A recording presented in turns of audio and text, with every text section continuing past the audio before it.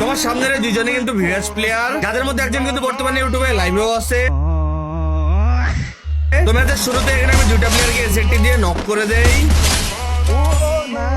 তারপর এখানে আমি আরেকটা এনিমিকে হেডশট মারি, কিন্তু এই কিলটা আমার চুরি হয়ে যায়। তারপর এখানে আরেকটা এনিমি আসে, ওইটাকেও আমি হেডশট মেরে দেই। এন্ড তার কিছুক্ষণ পরে কিন্তু সেই ভিলেজ স্কোয়াডটা আমার সামনে চলে আসে।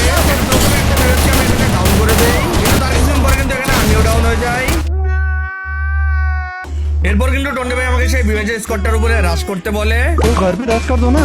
কিন্তু যখন আমি তাদের উপরে রাশ করতে যাই তখন আমাকে টন্ডে ভাই মানা করতে থাকে। চলো ভাই গুজরাত, मत घुसो, देख के কিন্তু এর মধ্যে কিন্তু আমি তাদের স্কোয়াডের মধ্যে ঢুকে পড়ি।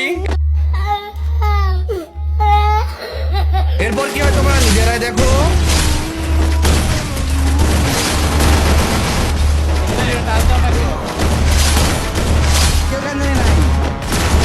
गाड़ी में